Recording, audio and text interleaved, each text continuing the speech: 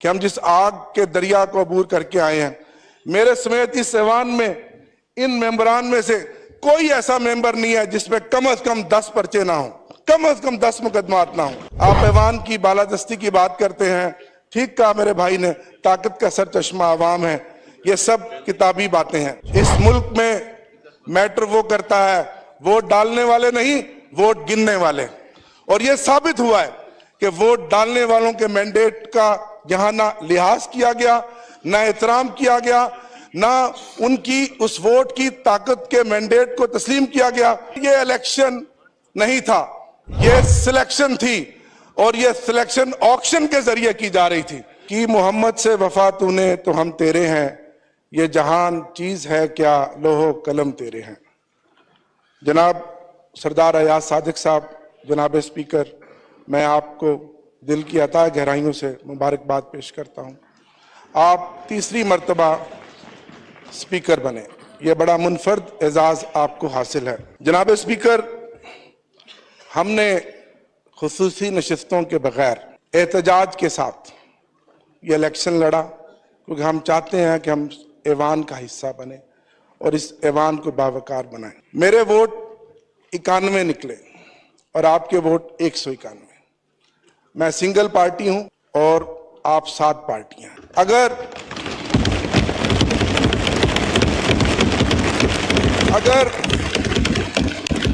अगर 8 फरवरी का जो इलेक्शन हुआ और जो खामोश इनकलाब था, अगर फॉर्म 45 के मुताबिक इस ऐवान में नतीजा आता तो मेरे वोट 225 होते।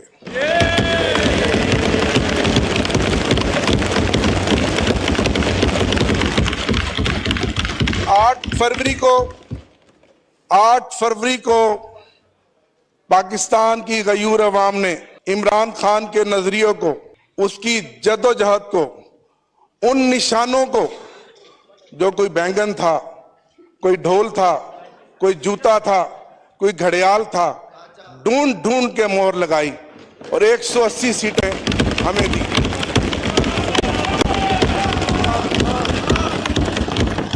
और फिर क्या हुआ, एक इलेक्शन 9 फरवरी को हुआ और आप जानते हैं,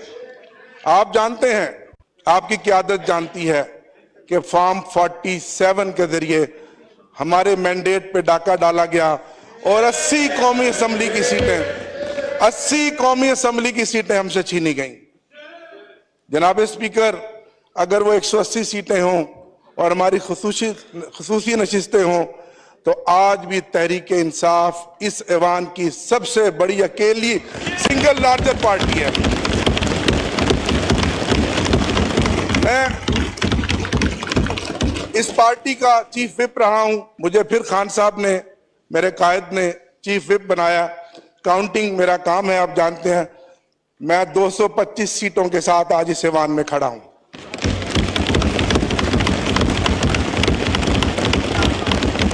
मैं सलाम पेश करता हूं अपने इन भाइयों को। जनाब स्पीकर, 94 सीटों का रिजल्ट हमें दिया गया, एक शख्स लोटा बन गया, 2 के नोटिफिकेशन रोके हुए हैं। ये 91 आज सुबह मेरे साथ इकट्ठे आए।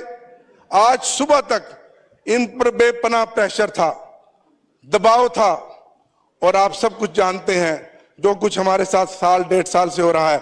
लेकिन मैं खराज तहसीन पेश करता हूं कि पूरे 91 के 91 वोट हमारे निकले हैं।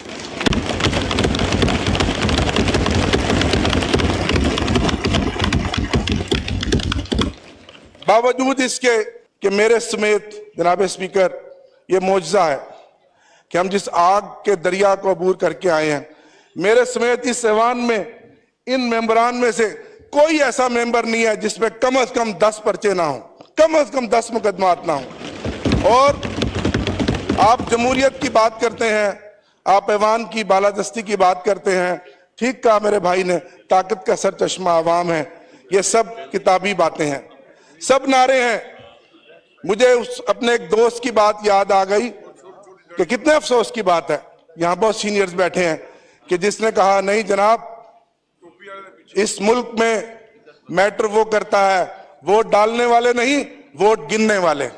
और यह साबित हुआ है कि वोट डालने वालों के मैंडेट का यहां ना लिहाज किया गया, ना एहतराम किया गया, ना उनकी उस वोट की ताकत के मैंडेट को तस्लीम किया गया, बल्कि जिन्होंने वोट गिने, अगर यही ड्रामा करना था तो इस कौम का 50 अरब रुपया खर्च करने की क्या जरूरत थी? यह तमाशा था। जनाब स्पीकर, जनाब स्पीकर, जनाब स्पीकर, ये इलेक्शन नहीं था, ये सिलेक्शन थी, और ये सिलेक्शन ऑक्शन के जरिए की जा रही थी। ये ऑक्शन थी, और इस ऑक्शन में जानते हैं मेरे कई सूबों के मेंबरान यहां बैठे हैं जिनको पता है कि इस ऑक्शन में बोलियां लगी, उन सीटों की कीमतें लगी, और वो कीमतें और वो सीटें बिकी, और फिर उन लोगों को करोड़ों रुपए के अवज यहां का ऐवान का मेंबर बनाया गया। मेरा दिल दुखता है।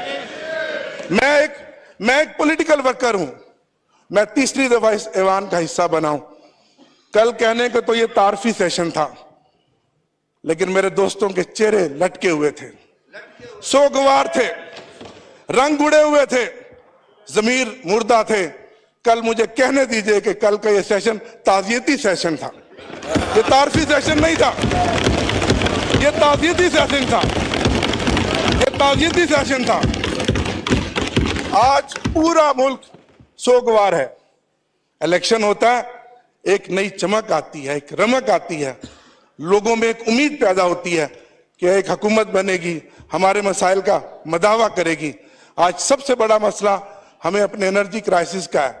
बिजली और गैस की कीमतें जो बेतहाशा पिछले एक महीने में निगरान हुकूमत ने बढ़ाई हैं, लोग चीख रहे हैं।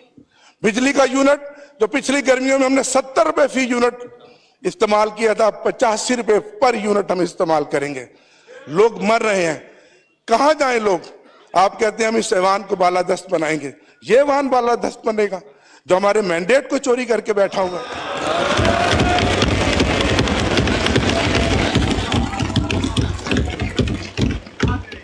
जनाब स्पीकर, हमारी जीती हुई सीटों का मैंडेट वापस किया जाए, मेरा आपसे मुतालबा है। आपने 2013 में जो किरदार अदा किया, मैं उसका मुतारिफ हूं। हम ताउन करने के लिए तैयार हैं। पहले जो हमारी सीटों पे डाका डाला गया, वो मैंडेट हमें वापस दिया जाए। हमारी खुसूसी नशिस्तें जो 91 मेंबरान के साथ हैं, वो वापस दिलाई जाएं। इससे ज्यादा जुल्म जनाब स्पीकर क्या होगा कि अगर ये 93 लोग जीत कर भी आ गए हैं किसी मौजे के बाद, आज भी इनके हलकों में गिनतियां कराई जा रही हैं। कल एक मेरा मेंबर फैसलाबाद में उसकी रिकाउंटिंग करवाई गई, जबकि आप जानते हैं ट्रिब्यूनल्स बन गए हैं। 5 दिन पहले लोधरा के एक मेंबर की रिकाउंटिंग कराई गई। बताएं हम कहां जाएं, किसको फरियाद करें? निसार मैं तेरी गलियों पे है वतन कि जहां चली है रस्म कोई ना सर उठा के चले। निसार मैं तेरी गलियों पे है वतन कि जहां चली है रस्म कोई ना सर उठा के चले। कोई जो चाहने वाला तवाफ को निकले, नजर चुरा के चले, जिस्मो जान बचा के चले। बने हैं अहले हवस मुद्दई भी और मुनसफ भी खुद। बने हैं अहले हवस मुद्दई भी और मुनसफ भी खुद। किसे वकील करें, किससे मुनसफी चाहें?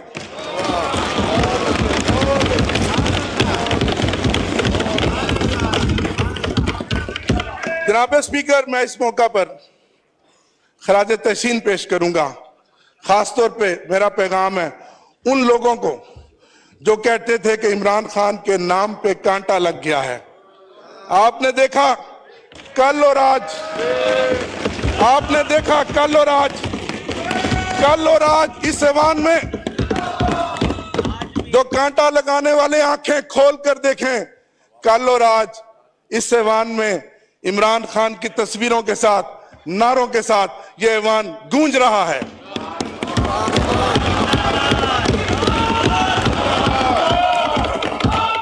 मैं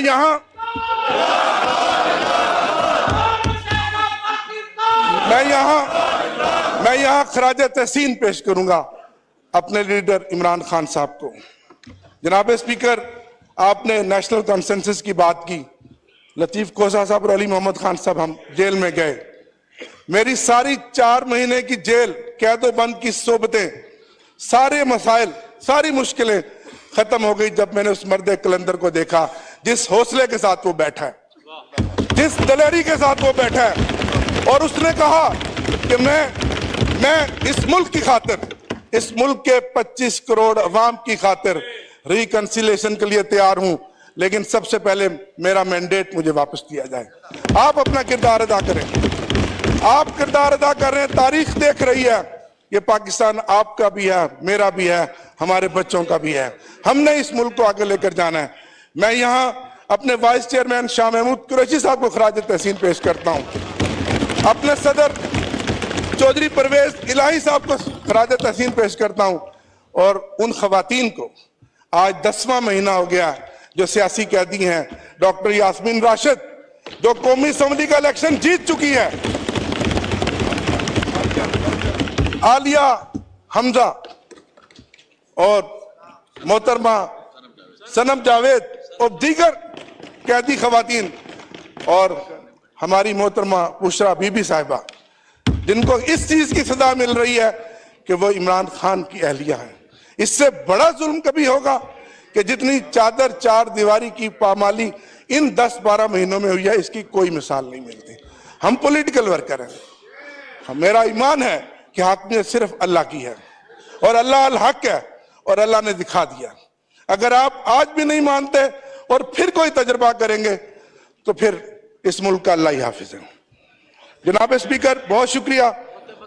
मैं इस बात से अपनी बात का इख्तिताम करूंगा। खुदा करे मेरी अर्ज़ पाक पे उतरे वो फसले गुल, खुदा करे मेरी अर्ज़ पाक पे उतरे वो फसले गुल, जिसे अंदेशाए ज़वाल ना हो। यहां जो फूल खिले वो खिला रहे बरसों, यहां खिजा को गुजरने की भी मजाल ना हो। यहां जो सब्जा उगे हमेशा सब्ज रहे, यहां जो सब्जा उगे हमेशा सब्ज रहे, ऐसा सब्ज कि जिसकी कोई मिसाल ना हो। खुदा करे मेरे एक भी हम वतन के लिए, खुदा करे मेरे एक भी हम वतन के लिए हयात जुर्म ना हो, जिंदगी वबाल ना हो। इमरान खान जिंदाबाद, पाकिस्तान पाइंदाबाद। बहुत शुक्रिया।